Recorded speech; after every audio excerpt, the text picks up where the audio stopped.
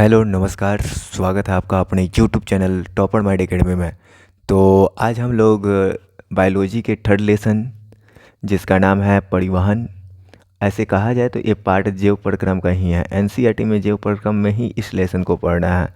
जैव प्रक्रम का ही थर्ड पार्ट है ये, लेकिन भारतीय भवन के हिसाब से देखा जाए तो ये तीसरा लेसन है। तो चलिए इसका अध्ययन करते हैं हम लोग, इसके VVI क्वेश्चन को। ये आप लोग अच्छे तरीके से इसका फेयर बना लीजिए और याद कर लीजिए। एग्जाम में हूबहू ऐसा ही क्वेश्चन आता है, प्रीवियस ईयर में भी ऐसा ही क्वेश्चन पूछा गया है। तो चलिए स्टार्ट करते हैं क्वेश्चन को। क्वेश्चन में देखिए पहला क्वेश्चन आपसे बोला गया है, देखिए ध्यान दीजिएगा।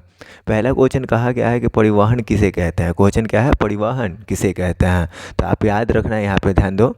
उपयोगी पदार्थों को उनके मूल स्रोत से उनके शरीर के प्रत्येक कोशिकाओं तक पहुंचाना तथा अनुपयोगी पदार्थों को उनके गंतव्य गंतव्य स्थान तक पहुंचाना। कौन सा स्थान तक पहुंचाना? गंतव्य स्थान तक पहुंचाना क्या कहलाता है? गंतव्य गंतव्य स्थान तक पहुंचाना क्या कहलाता है जी? परिवहन कहलाता है। क्या कहलाता है? परिवहन। तो आप लोग याद कर लिए होंगे, उपयोगी पदार्थों को उनके मूल स्रोत से उनके मूल स्रोत से शरीर के प्रत्येक कोशिकाओं तक पहुंचाना। शरीर के प्रत्येक कोशिकाओं तक क्या करना? पहुंचाना। तथा अनुपयोगी पदार्थों को गंतव्य स्थान तक पहुंचाना। गंतव्य स्थान तक पहुंचाना क्या कहलाता है? परिवहन कहलाता है। क्या कहलाता है? परिवहन। चलिए नेक्स्ट क्वेश्चन की बात करें तो नेक्स्ट क्वेश्चन आपके स्क्रीन पे दिखाई दे रहा होगा, जो कि मोस्ट इंपॉर्टेंट क्वेश्चन है। एग्जाम में कई बार पूछा गया है कि जाइलम और फ्लोएम में अंतर बताओ। क्वेश्चन क्या है जी? जाइलम और फ्लोएम में क्या करो? अंतर बताओ। जाइलम और फ्लोएम में अंतर बताओ। तो आप याद रखना, सबसे पहले इस साइड लिख लो जाइलम और दूसरे साइड लिख लो फ्लोएम। क्या लिख लो? फ्लोएम। अब देखो जाइलम और फ्लोएम में अंतर याद रखने का तरीका। जाइलम जो होता है एक मृत कोशिका है। जाइलम जो है क्या है? एक प्रकार की मृत कोशिका है। जाइलम मृत कोशिका है और फ्लोएम जो है जीवित कोशिका है। और जाइलम जौ से जाइलम होता है और जौ से जल, याद रखिएगा। तो यह जल खंड और खनिज लवणों का क्या करता है? परिवहन करता है। फ्लोएम क्या करता है? यह खाद्य पदार्थों का परिवहन करता है। फ्लोएम क्या करता है जी? खाद्य पदार्थों का परिवहन करता है। उसके बाद जाइलम में जो परिवहन होता है सिर्फ ऊपर की ओर होता है। कैसे होता है? ऊपर की ओर। लेकिन फ्लोएम में जो परिवहन होता है ऊपर और नीचे दोनों की ओर होता है। ऊपर और नीचे दोनों की ओर होता है। थर्ड नंबर क्वेश्चन की बात करें तो थर्ड नंबर क्वेश्चन है कि वाष्पोत्सर्जन किसे कहते हैं। क्वेश्चन क्या है? वाष्पोत्सर्जन किसे कहते हैं। तो आप याद रखना है, देखो यहाँ पे वाष्पोत्सर्जन किसे कहते हैं, क्वेश्चन पे थोड़ा ध्यान दे लीजिए। तो वाष्पोत्सर्जन का मतलब ही होता है वाष्प का उत्सर्जन। और यहाँ पे आंसर इसका है कि पौधे के वायवीय भाग से जल का रंध्रों के द्वारा वाष्प के रूप में जो निष्कासन की क्रिया होती है उसी को हम लोग क्या कहते हैं? वाष्पोत्सर्जन कहते हैं। क्या कहते हैं जी? वाष्पोत्सर्जन कहते हैं। तो आप याद रखिएगा वाष्पोत्सर्जन किसे कहेंगे? तो पौधे के वायवीय भाग से जल का रंध्रों द्वारा वाष्प के रूप में निष्कासन की क्रिया क्या कहलाती है? वाष्पोत्सर्जन कहलाती है। क्या कहलाती है? वाष्पोत्सर्जन। चौथा नंबर क्वेश्चन है कि वाष्पोत्सर्जन का क्या महत्व है। क्वेश्चन क्या है? वाष्पोत्सर्जन का क्या महत्व है। तो याद रखिएगा, यह खनिज अवशोषण और परिवहन में सहायता करता है। यह खनिज अवशोषण और परिवहन में क्या करता है? सहायता करता है। और दूसरा, यह पौधों में ताप संतुलन बनाए रखता है। यह पौधों में क्या किए रखता है? ताप संतुलन बनाए रखता है। चलिए नेक्स्ट क्वेश्चन की बात करें तो नेक्स्ट क्वेश्चन है आपके स्क्रीन पे दिखाई दे रहा होगा। क्या है क्वेश्चन? तो उच्च संगठित पादप में वहन तंत्र के घटक कौन कौन है? निम्न घटक है। उच्च संगठित पादप में वहन तंत्र के निम्न घटक है। पहला है जाइलम। पहला कौन है? जाइलम। और दूसरा कौन है? फ्लोएम।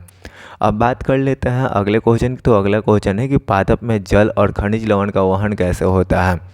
पादप में जल और खनिज लवण का वहन कैसे होता है। तो आंसर आप याद रखिएगा, देखिए यहाँ पे पादप में जल और खनिज लवण जाइलम द्वारा मृदा से पत्तियों तक स्थानांतरित होता है। जाइलम द्वारा मृदा से पत्तियों तक क्या होता है? स्थानांतरित होता है। जड़ों की कोशिकाएं मृदा से लवण प्राप्त करती है और ये मृदा एवं जल लवणों में की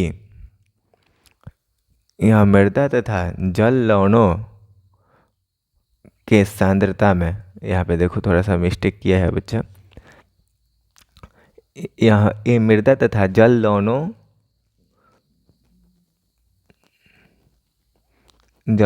के सांद्रता में अंतर उत्पन्न कर देता है। क्या उत्पन्न कर देता है? सांद्रता में अंतर उत्पन्न कर देता है। और यही अंतर होने की वजह से पादपों में क्या होता है? जल और खनिज लवण का वहन होता है। यही अंतर होने की वजह से पादपों में क्या होता है?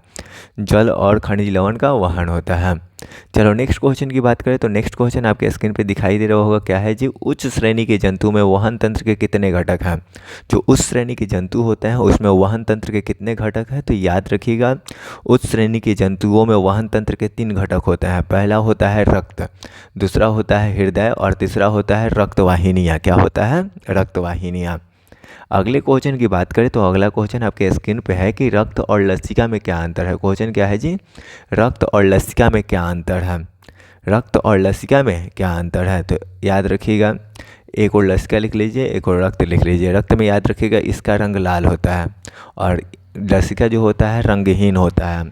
इसके बाद रक्त में आरबीसी, डब्ल्यूबीसी और प्लेटलेट्स मिलते हैं और लसिका में सिर्फ लिम्फोसाइट मिलते हैं। क्या मिलते हैं? लिम्फोसाइट। इसके बाद रक्त में प्रोटीन की अधिक मात्रा होती है और लसिका में प्रोटीन की कम मात्रा होती है। लसिका में प्रोटीन की जो मात्रा होती है वो क्या होती है? कम होती है। उसके बाद इसमें परिवहन, जो रक्त में परिवहन होता है तेज़ी से होता है, लसिका में परिवहन धीरे धीरे होता है, आराम आराम से होता है। नेक्स्ट क्वेश्चन है, देखिए यहाँ पे स्क्रीन पे कि धमनी और शिरा में क्या अंतर है। क्वेश्चन क्या है जी? धमनी और शिरा में क्या अंतर है? तो एक और धमनी लिख लीजिए, दूसरी ओर शिरा लिखिए। अब देखिए, धमनी का मतलब ये शुद्ध रक्त का परिवहन करेगा। किसका परिवहन करेगा? शुद्ध रक्त का। और शिरा क्या करेगा? अशुद्ध रक्त का परिवहन करता है। और शुद्ध रक्त आएगा किधर से? तो हृदय से निकलेगा, शरीर के चारों ओर फैलेगा। तो इसमें परिवहन हृदय से पूरे शरीर में होता है और शिरा में परिवहन जो होता है पूरे शरीर से हृदय की ओर होता है। किधर होता है? पूरे शरीर से हृदय की ओर। नेक्स्ट क्वेश्चन की बात करें तो नेक्स्ट क्वेश्चन है अगला, जो जिसको हम लोग ब्लड प्रेशर कहते हैं। बीपी या रक्तचाप किसे कहते हैं? बीपी या रक्तचाप होता क्या है? तो याद रखिएगा, महाधमनी एवं उनकी मुख्य शाखाओं में यहाँ पे शाखाओं लिखना था। महाधमनी एवं उनकी मुख्य शाखाओं में उनकी मुख्य शाखाओं में रक्त का जो दबाव होता है, रक्त का जो दाब होता है, क्या होता है जी? रक्त का दाब। उसी को हम लोग बीपी या ब्लड प्रेशर या रक्तचाप कहते हैं। क्या कहते हैं? रक्तचाप। तो यहाँ तक आपको समझ में आ गया। चलो नेक्स्ट क्वेश्चन की बात करें तो नेक्स्ट क्वेश्चन आपके स्क्रीन पे दिखाई दे रहा होगा। क्या है जी? कि हाइपरटेंशन किसे कहते हैं? तो सामान्य से अधिक उच्च रक्तचाप को, देखो सामान्य से अधिक, यदि आपका ब्लड प्रेशर सामान्य से अधिक हो जाता है तो उसी को हम लोग क्या कहते हैं? हाइपरटेंशन कहते हैं। क्या कहते हैं? हाइपरटेंशन। और हाइपरटेंशन की अवस्था में कभी कभी रक्त वाहिनियाँ फट जाती है और रोगी की क्या हो जाती है? मृत्यु हो जाती है। रोगी की क्या हो जाती है? मृत्यु। नेक्स्ट क्वेश्चन की बात करें तो नेक्स्ट क्वेश्चन है कि सीरम क्या होती है और इसका क्या कार्य है और इसका क्या कार्य है? तो आंसर आप याद रखिएगा, फाइब्रिनोजिन रहित प्लाज्मा को हम लोग क्या कहते हैं? सीरम कहते हैं। क्या कहते हैं जी? सीरम। और इसके निम्न कार्य हैं। पहला कार्य है कि यह रोग प्रतिरोधक क्षमता का निर्माण करता है और दूसरा, यह शरीर में टूटे फूटे अंगों को भरने में मदद करता है। शरीर में टूटे फूटे अंगों को ये क्या करता है? भरने में मदद करता है। नेक्स्ट क्वेश्चन है कि रक्त वाहिनियाँ क्या है। क्वेश्चन क्या है जी? रक्त वाहिनियाँ क्या है और यह कितने प्रकार के होते हैं? तो याद रखिएगा, हमारे शरीर में रक्त के परिसंचरण के लिए रक्त वाहिनियाँ पाई जाती है जो 3 प्रकार की होती है। कितने प्रकार की होती है? 3 प्रकार की। पहला होता है धमनी, दूसरा होता है शिरा, तीसरा होता है रक्त कोशिका। क्या होता है? रक्त केशिका होता है। क्या होता है? रक्त केशिका। आप याद रखिएगा, एक कोशिका नहीं, एक केशिका, रक्त केशिका होता है। ठीक है। चलो नेक्स्ट पॉइंट की बात कर लेते हैं। नेक्स्ट क्वेश्चन जो है आपके स्क्रीन पे, नेक्स्ट क्वेश्चन पे आ जाओ। क्वेश्चन है आपका, यहाँ पे ध्यान देना थोड़ा सा, कि स्तनधारी एवं पक्षियों में ऑक्सीजनित और बी ऑक्सीजनित रुधिर को अलग करना क्यों आवश्यक है? तो आप याद रखिएगा, देखिए क्या यहाँ पे आपका ध्यान यहाँ पे होना चाहिए। देखिए, स्तनधारी तथा पक्षियों में ऑक्सीजनित तथा बी ऑक्सीजनित रक्त को अलग करना इसलिए आवश्यक है क्योंकि पक्षी तथा स्तनधारी, पक्षी तथा क्या हुआ? पक्षी तथा स्तनधारी पशुओं को उच्च ऊर्जा की आवश्यकता पड़ती है और इस कारण इन्हें ऑक्सीजन की लगातार आवश्यकता होती है। देखो जो स्तनधारी और पक्षी होते हैं उसमें ऑक्सीजनित और बी ऑक्सीजनित रक्त को अलग करना इसलिए आवश्यक है क्योंकि इनको हर एक दिन उच्च ऊर्जा की आवश्यकता होती है और इन्हें अधिक ऑक्सीजन की पूर्ति करनी होती है, जिस कारण क्या किया जाता है, अलग कर दिया जाता है। अब आपको यहाँ पे हृदय का नामांकित चित्र बनाना है। तो हृदय का नामांकित चित्र आपके लिए HW रहेगा। देखिए ये आपके लिए HW रहेगा। आप इसको बना लीजिएगा और मेरे व्हाट्सअप नंबर पे सेंड कर दीजिएगा। हम देख लेंगे, जिसका बेहतर होगा अगले वीडियो में दिखाया जाएगा। इस नंबर पे आपको बनाने के बाद व्हाट्सअप भी कर देना है, ठीक है। देखते हैं किसका बेहतर बनता है। चलिए अब अगले क्वेश्चन यानी इसके ऑब्जेक्टिव सेशन की बात करते हैं। तो ऑब्जेक्टिव क्वेश्चन में पहला आपका क्वेश्चन यहाँ पे ध्यान दीजिएगा है कि पौधों में खाद्य पदार्थों का परिवहन किसके द्वारा होता है। तो खाद्य पदार्थों का परिवहन किसके द्वारा होता है जी, फ्लोएम के द्वारा होता है। किसके द्वारा होता है, फ्लोएम के द्वारा। नेक्स्ट क्वेश्चन है कि चालनी नलिकाएं कहाँ पाई जाती हैं। तो याद रखिएगा फ्लोएम में पाई जाती है। कहाँ पाई जाती है, फ्लोएम में। थर्ड नंबर क्वेश्चन की बात करें तो थर्ड नंबर क्वेश्चन है पौधे के बाहरी वायवीय भाग द्वारा जल वाष्प की क्रिया क्या कहलाती है। तो याद रखिएगा क्या कहलाती है, वाष्पोत्सर्जन कहलाती है। क्या कहलाती है, वाष्पोत्सर्जन कहलाती है, ठीक है। नेक्स्ट क्वेश्चन है हमारा, यहाँ पे ध्यान दोगे। नेक्स्ट क्वेश्चन है कि जल के अवशोषण एवं परिवहन में जड़ की जाइलम वाहिकाओं में उत्पन्न होने वाले दाब को क्या कहते हैं। तो उस दाब को कहा जाता है मूल दाब। क्या कहा जाता है, मूल दाब। नेक्स्ट क्वेश्चन है आपके स्क्रीन पे कि खनिज लवणों का अवशोषण पौधे में किस रूप में होता है। पौधे किस रूप में करते हैं, तो आयन के रूप में करते हैं। किस रूप में करते हैं, आयन के रूप में करते हैं। अगला क्वेश्चन है कि औसतन एक पेड़ अपने जीवन काल में अपने भार का कितना गुना जल अवशोषित करता है। तो भार का ये 100 गुना जल क्या करता है जी, अवशोषित करता है। नेक्स्ट क्वेश्चन पे ध्यान दीजिएगा। नेक्स्ट क्वेश्चन है कि पौधों में खाद्य पदार्थों का स्थानांतरण किधर से किधर होता है। पौधों में खाद्य पदार्थों का जो स्थानांतरण होता है वो किधर से किधर होता है। तो आप याद रखिएगा पौधों में खाद्य पदार्थों का स्थानांतरण जो होता है अधिक सांद्रता से कम सांद्रता वाले भाग की ओर होता है। अधिक सांद्रता वाले भाग को हम लोग अधिक सांद्रता वाले भाग से कम सांद्रता वाले भाग की ओर होता है। नेक्स्ट क्वेश्चन है क्या है, देखो यहाँ पे जाइलम वाहिकाएं किस प्रकार की कोशिका होती है। तो जाइलम वाहिकाएं जो होती है मृत कोशिका होती है। क्या होती है, मृत कोशिका। नेक्स्ट क्वेश्चन की बात करें तो नेक्स्ट क्वेश्चन है चालनी पट कहाँ अवस्थित होता है। तो चालनी पट जो होता है चालनी नलिकाओं के बीच अवस्थित होता है। किसके बीच अवस्थित होता है, चालनी नलिकाओं के बीच। नेक्स्ट क्वेश्चन की बात कर ले हम लोग तो नेक्स्ट क्वेश्चन है कि पौधों में जल एवं खनिज लवणों का परिवहन किस दिशा में होता है। तो किस दिशा में होता है, याद रखना केवल ऊपर की ओर होता है। किधर होता है, केवल ऊपर की ओर। नेक्स्ट क्वेश्चन की बात करें तो नेक्स्ट क्वेश्चन है कि रक्त क्या है। क्वेश्चन क्या है जी, रक्त क्या है। तो आंसर होगा इसका तरल संयोजी ऊतक है। क्या है जी, तरल संयोजी ऊतक। नेक्स्ट क्वेश्चन की बात करें तो नेक्स्ट क्वेश्चन है प्लाज्मा में किसकी मात्रा अधिक होती है। प्लाज्मा में, ये प्लाज्मा है, प्लाज्मा में किसकी मात्रा अधिक होती है। तो प्लाज्मा में याद रखिएगा किसकी मात्रा अधिक होती है, जल की मात्रा अधिक होती है। किसकी मात्रा अधिक होती है, जल की। नेक्स्ट क्वेश्चन है कि सीरम क्या है। तो याद रखिएगा फाइब्रिनोजिन। फाइब्रिनोजिन, इसको फाइब्रिनोजिन बोलेंगे। फाइब्रिनोजिन रहित प्लाज्मा है। फाइब्रिनोजिन रहित प्लाज्मा है। फाइब्रिनोजिन रहित प्लाज्मा है।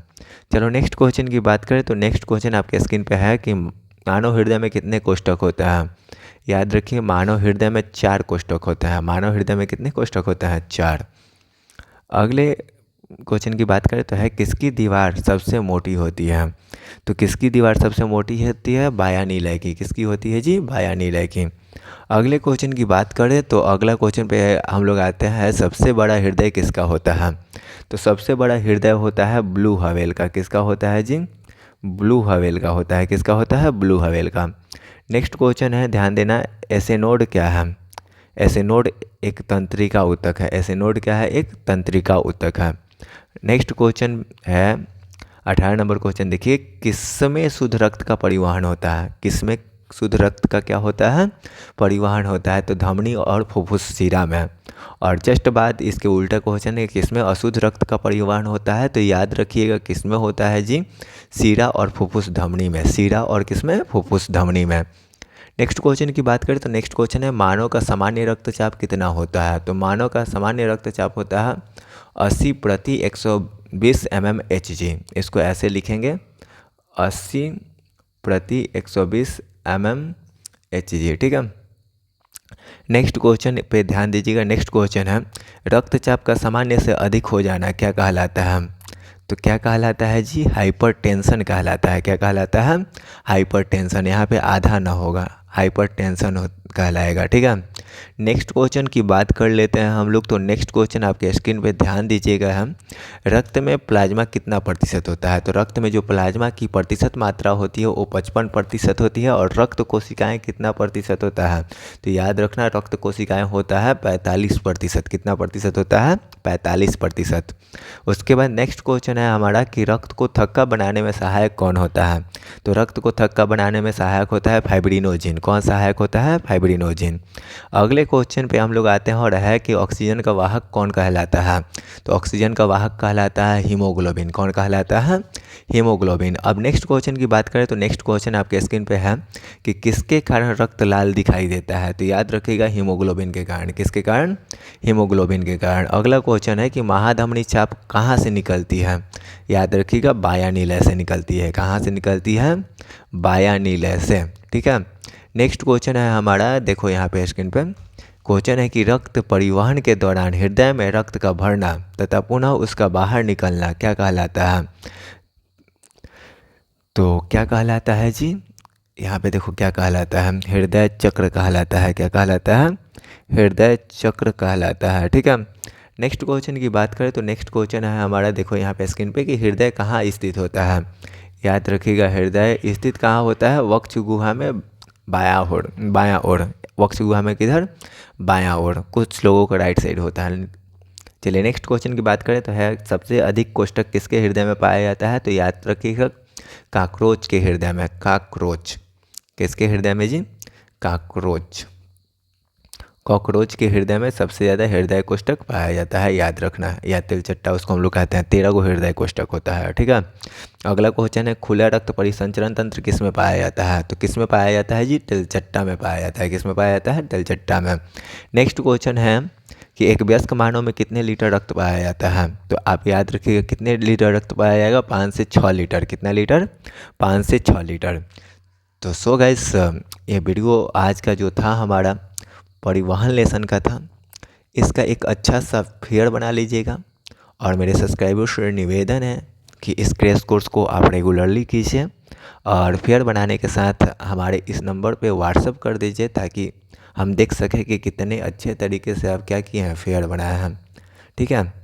और यदि आपको ये हैंड रिटन लिखा हुआ क्वेश्चन आंसर का नोट्स चाहिए तो व्हाट्सअप कीजिए, उसी नंबर पे आपको भेज दिया जाएगा। So guys thanks for watching this video. Please subscribe this channel and press the bell icon for free notification. धन्यवाद।